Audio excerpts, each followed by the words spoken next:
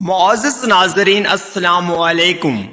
امید کرتا ہوں آپ خیر عافیت سے ہوں گے۔ گاؤں کے ایک سکول میں احمد نام کا استاد نیا آیا تھا۔ وہ نرم دل اور شریف مزاج انسان تھا۔ شہر سے آیا مگر دل میں سکون کی تلاش لیا۔ سکول میں داخل ہوتے ہی اس کی نظریں ایک عورت پر پڑ گئی جو بچوں کو قرآن پڑھا رہی تھی۔ سفید دوپٹہ، چہرے پر تھکن مگر آنکھوں میں روشنی۔ وہ نیلا باجی تھی جنہوں نے پورے گاؤں میں عزت سے دیکھا جاتا تھا۔ ان کے لہجے میں نرمی اور درد دونوں چھپے تھے۔ احمد نے سلام کیا۔ نیلا باجی نے مسکرا کر جواب دیا، لیکن وہ مسکرا ایسی تھی جسے اندر کہیں اداسی چھپی ہو۔ وقت گزرتا گیا، احمد روز کے لیے قریب گزرتا گیا۔ کبھی کوئی بات نہیں کرتا مگر دل میں ایک سوال ہمیشہ رہتا، آخر نیلا باجی کی آنکھوں میں یہ غم کیوں ہے؟ ایک دن بارش ہو رہی تھی، سکول کا سین پانی سے بھر گیا۔ احمد نے بچوں کو اندر بھیجا۔ جب سب اندر جا چکے تھے تو وہ دیکھتا تھا کہ نیلا باجی اب بھی بیر کھڑی ہے تو بارش کے قطروں میں چپ چاپ آسمان کی طرف دیکھ رہی ہے۔ احمد نے آہستہ سے کہا، باجی آپ اندر آ جائیں، سردی لگ جائے گی۔ وہ ہمیشہ مسکرا کر بولتی، سر کچھ بارشیں ایسی ہوتی ہیں جو انسان کے اندر کے دکھ دھو دیتی ہیں۔ احمد کے دل میں ایک لہر سی اٹھی، وہ ان کے دکھ کو محسوس کرنے لگا۔ آنے والے دنوں میں احمد اکثر نیلا باجی سے چھوٹی موٹی باتیں کرنے لگا، کبھی بچوں کے کام پر، کبھی سکول کی مرمت پر۔ وہ ہمیشہ احترام سے بات کرتا اور وہ ہمیشہ نرمی سے جواب دیتی، مگر گاؤں کے لوگوں کی زبان رکتی نہیں۔ آہستہ آہستہ سکول میں چہچہ میکا شروع ہو گیا۔ نیلا باجی اور احمد سر ایک دوسرے کے بہت قریب ہیں۔ نیلا باجی کے دل پر جیسا کسی نے بوجھ رکھا دیا، مگر وہ خاموش رہی۔ ایک دن احمد نے اس سے کہا، باجی لوگ باتیں بنا رہے ہیں مگر آپ پریشان مت ہوں، میرے قسمت میں صرف آپ کی عزت کرنا ہے۔ نیلا باجی کی آنکھوں میں آنسو آ گئے۔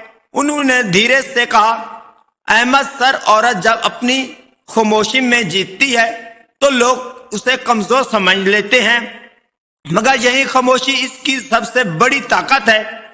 وقت گزرتا گیا، نیلا باجی کی ماں بیمار ہو گئی۔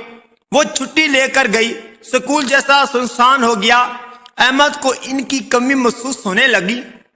کبھی وہ ان کے پڑھانے میں بچوں کو دیکھ کر مسکرا دیتی، کبھی ان کے خالی کمرے کے دروازے کو۔ ایک دن خبر ملی کہ نیلا باجی کی ماں انتقال ہو گئی۔ احمد جنازے میں خاموش کھڑا رہا، اس کے پاس کہنے کے لیے کچھ نہ تھا۔ نیلا باجی کے آنسو زمین پر گرے اور احمد کے دل میں اتر گئے۔ مہینے گزر گئے، نیلا باجی پھر سکول آئی، مگر وہ اب پہلے جیسے نہیں تھی۔ ان کے چہرے پر سکون کم، درد زیادہ تھا۔ احمد نے چائے کا کپ ان کے سامنے رکھا اور آہستہ سے کہا، باجی آپ بہت مضبوط ہیں۔ وہ بولی، سر عورت اگر کمزور ہو جائے تو گھر اور معاشرہ دونوں ٹوٹ جاتا ہے، میں ہمیشہ مضبوط رہنا ہی پڑتا ہے۔ پھر ایک دن وہ سکول آئی مگر بہت بیمار لگ رہی تھی۔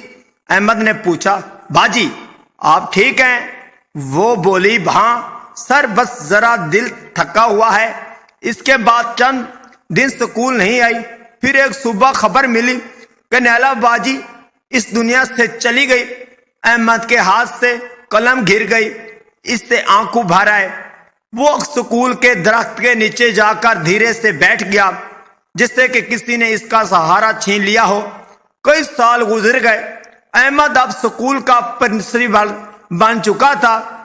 ہر صبح سکول کے گیٹ پر داخل ہوتے ہوئے وہ ایک لمحہ ٹھہرتا اور نیلا باجی کے کمرے کی طرف دیکھتا اور اس سے کہا، کمرے کبھی کسی کو نہیں دیتا۔ نئے استاد نے ایک دن پوچھا، سر یہ کمرہ کیوں خالی رکھا ہے؟ احمد نے مسکرا کر کہا، یہ خالی نہیں، اس میں ایک دعا رہتی ہے۔ یہ کمرہ اس عورت کی یاد میں ہے جس نے ہمیں سکھایا کہ عزت، صبر اور خاموشی سب سے بڑی تعلیم ہے۔ پھر اس دن نے آسمان کی طرف دیکھا اور دھیرے سے بولا، باجی آپ نے پڑھانا چھوڑ دیا مگر آپ کا سبق آج بھی دلوں میں زندہ ہے۔